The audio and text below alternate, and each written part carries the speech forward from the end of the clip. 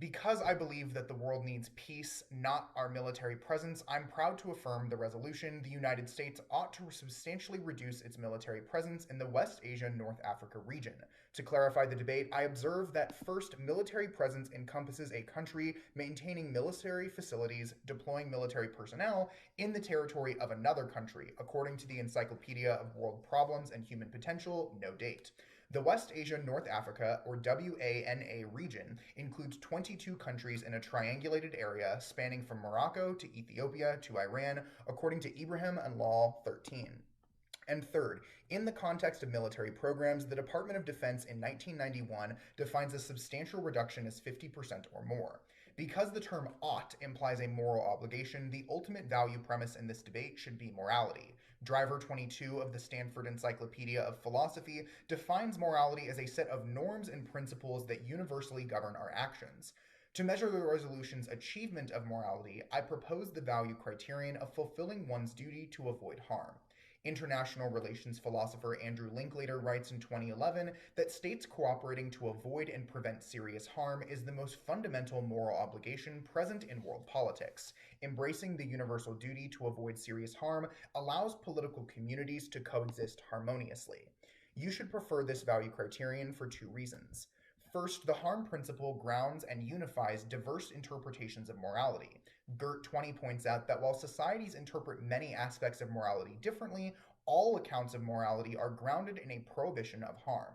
Second, the harm principle serves as a foundation for generating other moral obligations. Linklater 11 explains that in the context of international relations, nations must have confidence in mutual commitments to avoid harm before accepting duties of beneficence. The thesis of the affirmative is that because substantially reducing presence from the WANA region fulfills the duty to avoid harm, the U.S. ought to do so to uphold the ultimate value of morality. I support this thesis with two contentions. Contention 1. Reducing military presence avoids entanglement.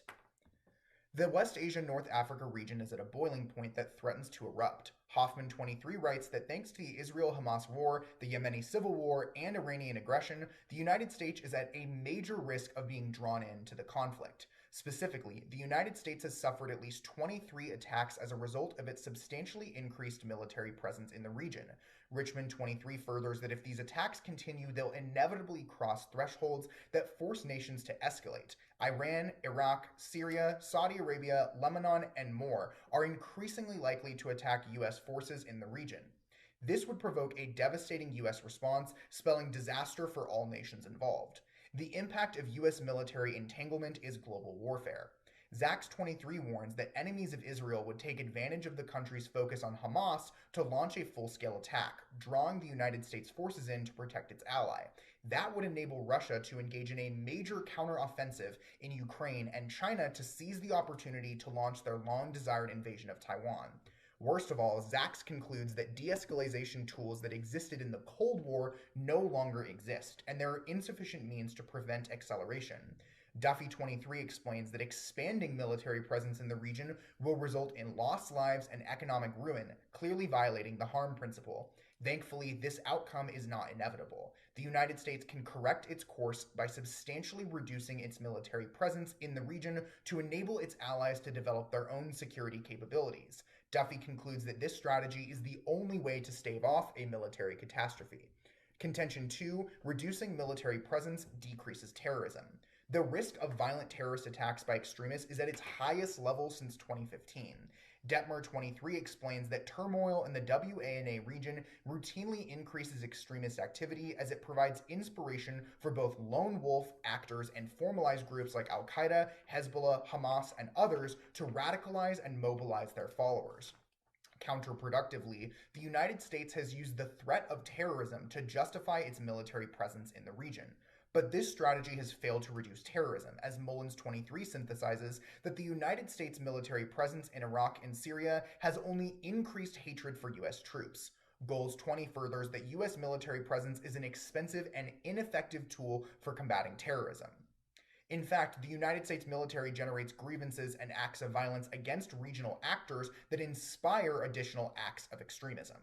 A study conducted by Akins 19 found that U.S. military presence likewise disrupts more effective political and economic counterterrorism efforts.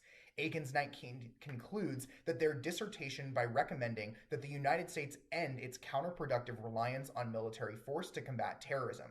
Jigardar 21 adds that while the U.S.'s military presence was supposed to reduce terrorism, it has actually been its primary cause. They conclude that the United States should embrace a strategy of offshore balancing, in which the United States substantially reduces its military presence to exclusively intervene when our interests are threatened, and instead engage diplomatically with the region. Jigardar concludes that reducing U.S. military footprint in the WANA region would reduce acts of anti-American terrorism. Terrorist violence and terrorist counter-responses both violate the harm principle. Thus, because substantially reducing U.S. military presence in the WANA region would fulfill the duty to avoid harm by avoiding entanglement and decreasing terrorism, you ought to affirm to uphold morality. And I'm open for cross-ex. All right. 3 minutes on the clock. You ready? Yep. Perfect. Let's begin on the framework. What does morality look like in terms of the judge's decision for this round? The goal of a judge in Lincoln Douglas is to be an ethical decision maker, and I tell them that the way they do that is aligning their decision with a normative code of what is right and wrong, therefore upholding the value of morality. Okay, but morality itself isn't a code of right or wrong, so how are we actively determining that? Our definition from the Stanford Encyclopedia of Philosophy says that morality is a code of normative behavior that tells us what right and wrong is, which I tell you, you follow that code by upholding its one central tenet across society's interpretation of morality, which is avoiding harm. Okay, let's talk about avoiding harm then. How do we know when that's been fulfilled? For the purpose of this debate, if an action reduces suffering and reduces death, then I would say that that's a pretty easy way to tell that we're reducing harm. Is there a limit of some kind, or if I on the negative prevent one death, do I just win? No, obviously there's two sides of the debate. Whoever does a better job at minimizing harm and fulfilling the duty to avoid harm should win. Okay, sure. Is there a way to be able to prevent harm in its entirety? Even if harm is going to exist either way, you have a duty to avoid it whenever possible. If voting affirmative fulfills that duty better than voting negative, that's what the judge should do. But if harm is going to exist regardless, then shouldn't we be looking towards a different criterion since harm is always going to occur? That's like saying we should have no laws because some people are going to break the law. So no. All right, let's move on to more what the actual advocacy looks like. What does a substantial reduction actually look like in terms of this debate? The definition I give you says a substantial reduction would be decreasing by 50%. Specifically, we would reduce our military troop presence by at least 50% across the region, okay. And we would vacate various bases located around the WANA. All right, cool. Let's talk about your first contention of entanglement. You're saying that there's a boiling point in the WANA region. What does the actual brink look like? What's going to push that? How do we actually get pushed over the edge there? The specific link I offer you in the case is that U.S. forces will be attacked, and when that results in casualties, the president will have no choice but to respond with force, which will provoke more forceful responses from other regional actors, which then gives China and other aggressive actors the green light to engage in their own military offensives elsewhere. Okay, so if it's about the U.S. being attacked, you cite that there have been 23 attacks already. Correct. Why hasn't that been triggered yet? Because that piece of evidence indicates that those attacks have yet to result in the death of any U.S. soldiers. They have only resulted in minor injuries. Okay. When those attacks continue to escalate and result in death, that is when the U.S. response will be provoked. All right. Lastly, when you're talking about our second contention, how do we address terrorism if we're removed from the regions at all? Our job is not to address terrorism, it is to prevent it from happening, and our actions in the region are what promote terrorist recruitment and therefore terrorist attacks. Okay. Everybody ready for the next speech? Yep. I say everybody, like not just you right here. Okay. Let's begin. I am proud to negate the resolution. The United States ought to substantially reduce its military presence in the West Asia, North Africa region. I accept the AF's definitions, but to clarify, would also observe that according to the University of Missouri, morality possesses 3 varying degrees of right behavior. Acts can be 1, merely morally permissible or allowed, 2, moral obligations or requirements, or 3, supererogatory, meaning that they go above and beyond. The affirmative then must prove that a substantial reduction in U.S. military presence is required for the USFG to be moral, rather than it simply being morally excusable or applaudable. Now, however, I would say that because the topic concerns US government action, the ultimate value premise in this debate is governmental legitimacy. Fabienne in 10 clarifies that the political legitimacy is the authority of a state to wield political power derived from consent of the governed. To measure this resolutional achievement of government legitimacy, I would then propose the value criterion of protecting citizens. This ensures consistency with Thomas Hobbes' social contract. The Ethics Center in 16 explains Hobbes' philosophy of government as only being necessary to avoid a chaotic state of nature, where no rights would be respected, making the sole responsibility of government to protect its citizens' rights. You should be preferring this value framework for two reasons. One, the social contract is the foundation of our society. According to Dr. Friend, in No Date, they write that without it, cooperation for the sake of any other value is impossible because nobody can be expected to fulfill obligations. And two, the social contract ensures governance for the people. Berduffi and Duchy in 15 argue that citizens accept to be bound by the social contract because the government becomes obligated to protect their lives and their rights. The thesis of the negative, therefore, is that because substantially reducing military presence from the WANA region does not protect citizens, the US federal government ought not to do so to maintain its governmental legitimacy. I support this thesis with my sole contention: reducing military presence destroys US influence. US hegemony, or its status as the world's strongest superpower, was built on leadership, norm setting, and military prowess. Scrafton 23 explains that partners align with US interests out of their own self-interest. Wong in 23 exemplifies that WANA regions like Saudi Arabia, Bahrain, and Israel have sought security reassurances from the US in response to recent geopolitical turmoil. A substantial reduction in military presence in the WANA region would result in a power vacuum for two rising powers to fill in, the first being China. Robinson 23 explains that China poses a serious threat to the essential regions containing key US military bases and thousands of our troops. Jett in 23, not this one, confirms that our presence reassures allies and sends a clear message to China that we aren't going anywhere. The second, though, is Iran. Sardi in 23 reports that alliances in West Asia are crucial to maintaining America's influence and curbing Iranian aggression.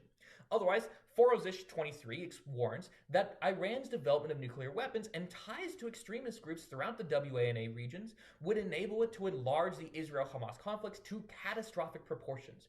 The impact to deterring China and Iran is preventing conflict. Rachman in 23 finds that Israel and Saudi Arabia would fail to contain Iran without US military backing, and a US withdrawal would embolden China to attack Taiwan, threatening democracy and global security.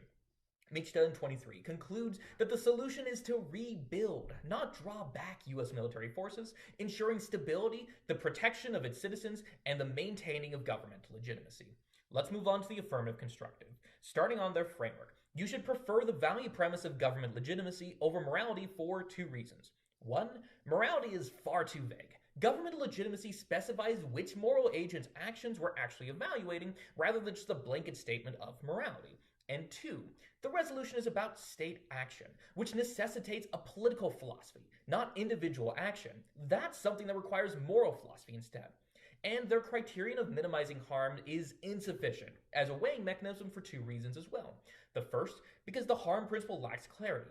Gibney and Wyatt in 20 explains that society can't even agree on what classifies as a harm, let alone on what harms actually matter the most. And second, the harm principle makes rectification immoral. If a person or a government does violate their duty and harm somebody else, a response in any way that brings harm to the perpetrator would be deemed impermissible. Thus, when evaluating this debate, the most ethically sound decision-making system is to vote for the side that protects citizens, because doing so upholds governmental legitimacy. Now, a broad overview to respond to their substantive material.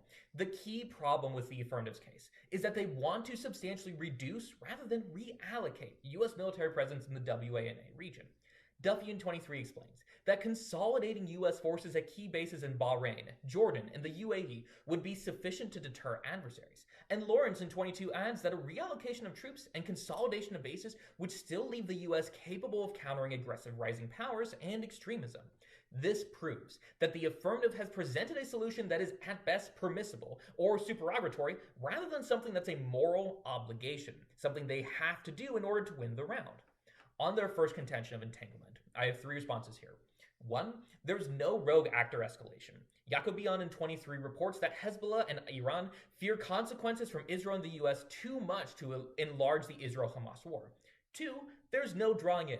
Dasa in 23 writes that major powers and neighboring nations would rather dedicate their resources to budding economic projects. And 3. A term.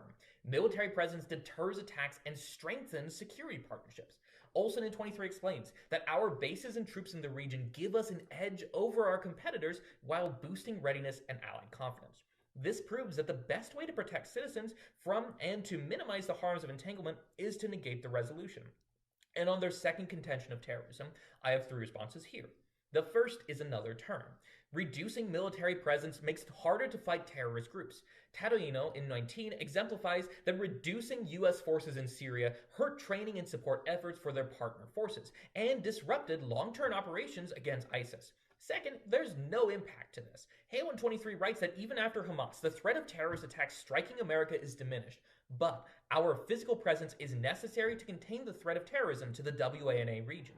And 3, turn. Military presence builds relationships. Olson 23 explains that when diplomatic and economic ties, which the AF tells you are key to counterterrorism, are weaker, our military presence is the way we preserve these strategic partnerships in the region. This proves that the best way to protect citizens from and to minimize the harms of terrorism is to negate the resolution then. Ultimately, it's clear that the most ethical decision you can make is to protect citizens by refusing to substantially reduce the U.S. military's presence in the WANA region in order to maintain the U.S.'s governmental legitimacy. With that, I open myself up for cross-examination.